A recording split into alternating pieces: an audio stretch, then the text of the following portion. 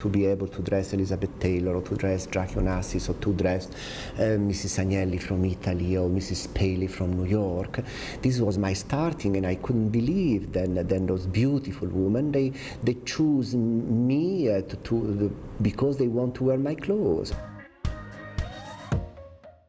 You know, I understand now why you insist on staying in Rome and why you love this city so much and why it gives you so much inspiration. I didn't realize before. I thought all the Italian designers are mostly in Milan. You know, why does Valentino stay in Rome? But first of all, I am in Rome with my couture, with my high fashion, and all the atelier and all the workers, they are here.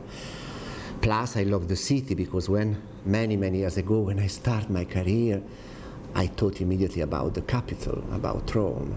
First of all, because I love the city. Second one, I love the atmosphere of Rome. And I don't know, I am so used to stay in this city, then I wouldn't dare to go in another place to work. What is it about the atmosphere of Rome that you love? Is an atmosphere very relaxed, very casual. People they love to relax, to enjoy. I mean, it's not a working city. I love to work and I do my job in a strong way, but believe me, then the Roman people, they enjoy so much life. They are not big workers, no, because everything is tomorrow. You came to Rome from Paris. I came to Rome from Paris in the 60s, yes. In the early 60s, yes. And I start my own fashion house with very few girls and working like this with private customers, just with 2 collections per year for just the couture, and little by little I start and I insert myself in the Italian couture world, and I went to Florence because at that moment the collection they were presented in Florence. After that I start with my pret-a-porter. When you first really sort of broke through here in Rome, I guess it was around the time that people like Elizabeth Taylor discovered you, people like Jackie Onassis, some of the great. This was really my beginning. This was really my beginning in 62, 63, when Elizabeth Taylor, she was in Rome for Cleopatra. And Jackie Onassis, I just met Jackie Onassis when she was a widow of the president, just 9 months after the death of the president. And she started to be interested about this name Valentino. She sees some friends and wearing Valentino, of course, and she asked, I would love to see this designer, and I went and I show a few dresses to her, and she started to be a client. It's something that now is very ordinary, it's very normal, it's very natural for you to be dealing with the ladies of that stature, but in those early days when you were still a young, aspiring designer, what was it like to be dressing some of the world's most influential? I mean, it was a dream, like for everybody. Then when you start, it was a dream to be able to dress Elizabeth Taylor or to dress Jackie Onassis or to dress Mrs. Agnelli from Italy or Mrs. Paley from New York. This was my starting, and I couldn't believe then those beautiful women, they choose me because they want to wear my clothes. And this was something unbelievable.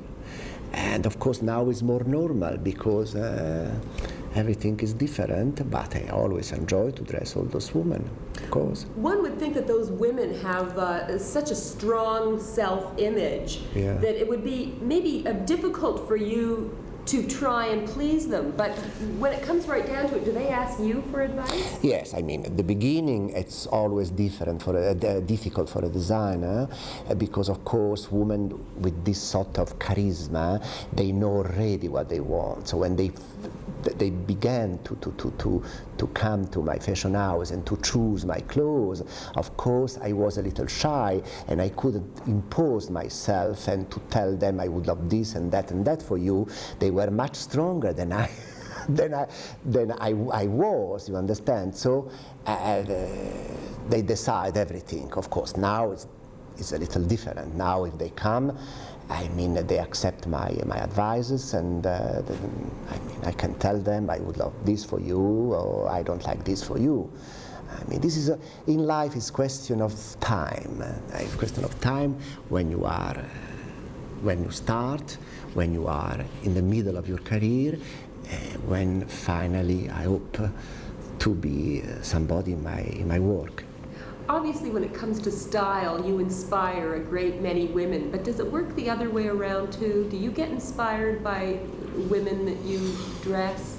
Sometimes, yes, because inspiration comes from everywhere. Comes to see a woman in the street wearing maybe sometimes not nice clothes, but maybe she puts together things and you say, this it's okay, this I would love to put together this thing in the way that this lady she did.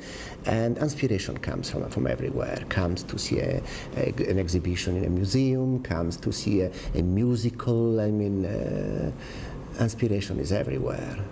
But you know, I think I have my own identity, and I know exactly today what women they want, and I realize what is fashion. And so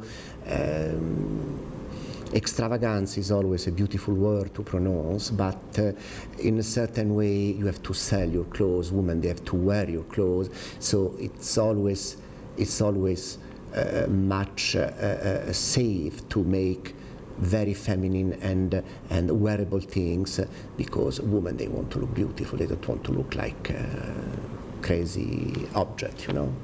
You say that you know what women want, and you certainly really do have a world reputation for being someone who knows what women want. What do you attribute that to?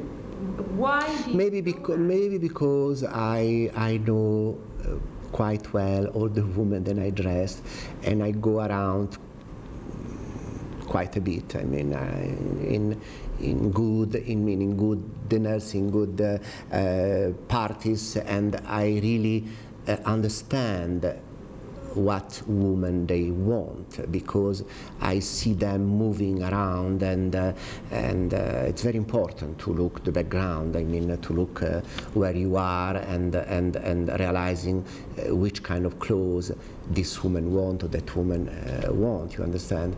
This is very important, and I think then, psychologically speaking, I am somebody. Then I try to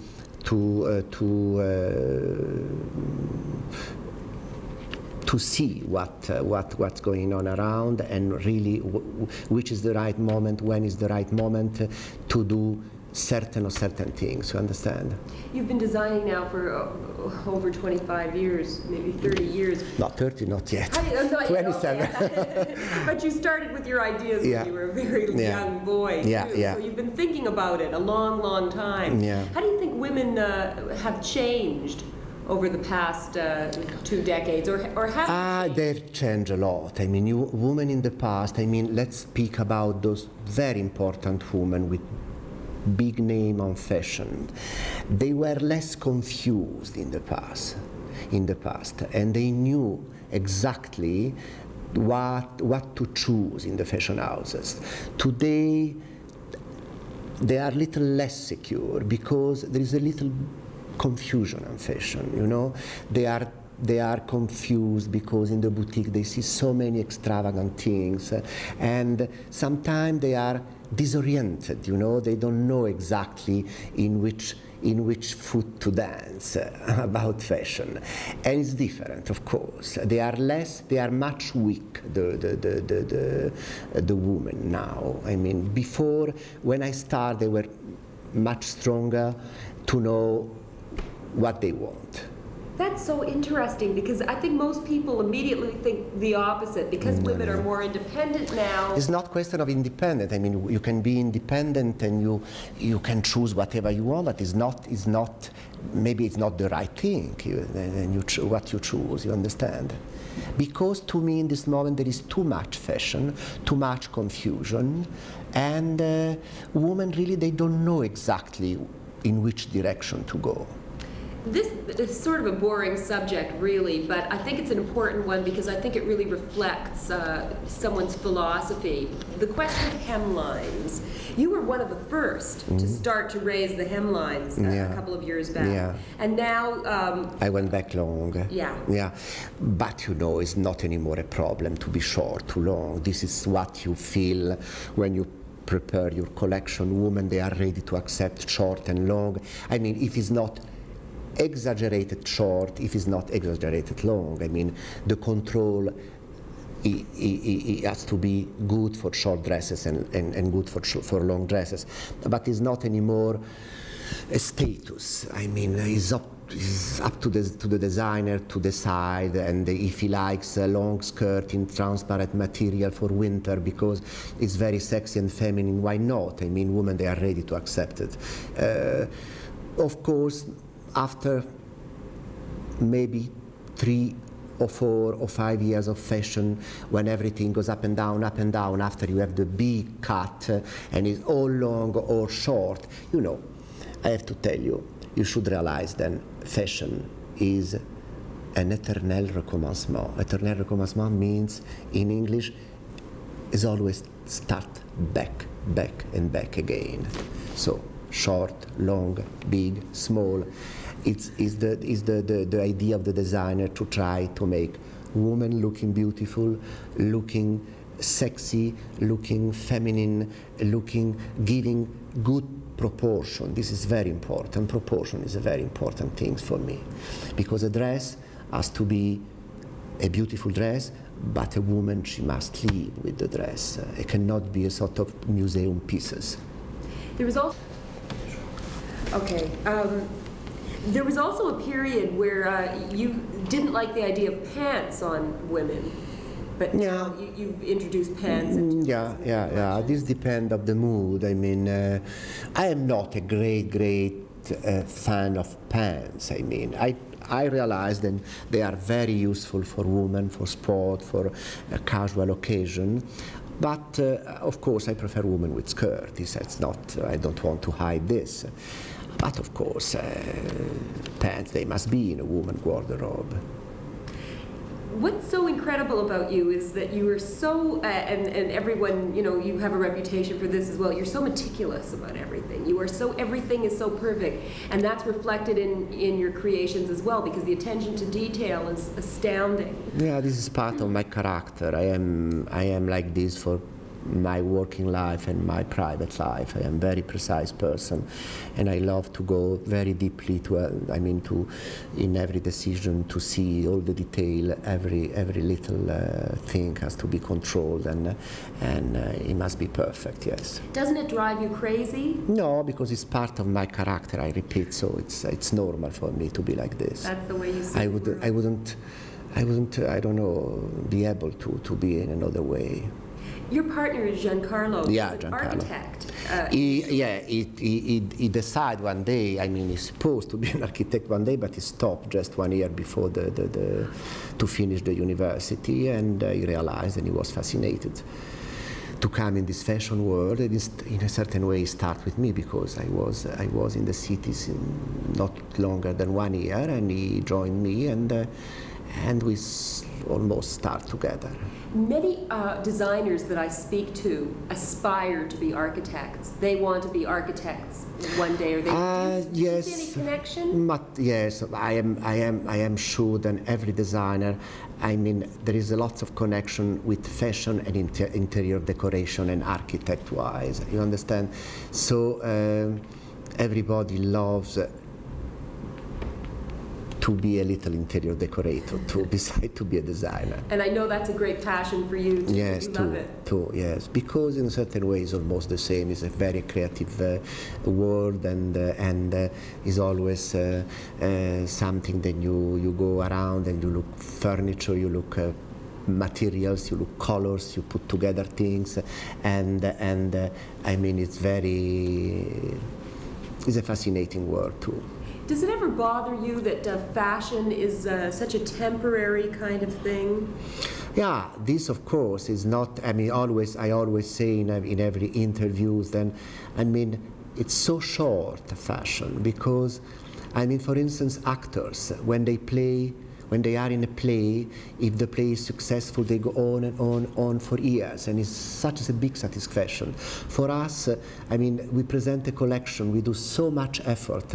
After half an hour, everything is over. I mean, you have to think about another one, and it's a very short joy. I don't know if you're friends with many designers now, but I know in the early days when you were studying in Paris, for example, I understand that you were friendly with Yves Saint Laurent. Yeah, because we were a little group in the big fashion houses. Karl Lagerfeld, and he was at Balmain, Yves was at Dior, I was at Jean de Say. We were a small group of designers in the big fashion houses, yes. Would you say that there's something common that links all designers? Is there was a period of a designer in the fashion house, very conscious to do very well I mean, our own job, doing extremely well, and being concerned to being honored to be in such a unbelievable fashion houses. And we start and we learn and we practice, and I think then we thanks everything now this past, because we learn lots of things and we have lots of experience around, on the back of our shoulders, you understand? The difference between French designers and Italian designers, essentially, what is it? Do they see the world in a different way, would you say? Let's say that the Italian designer, the Italian designer in Milano, they are just people that they make just ready to wear. They are not making haute couture. I am the only one being quite close to the French people, because I make haute couture and ready to wear. And I think the difference between the French and the Italian is then I am very Italian, believe me, but I stay with the French because I'm doing the same job, you understand, and I have the same background. So my colleagues in Milano, they are making completely another world. They are more concerned about sport. I mean, it's a different way to see fashion. We are more, as we start from the beginning in our career, more concerned to do daytime, sport, cocktail, afternoon, evening, ball gown, wedding gown. You understand, it's another school. This is the difference between Italy and France.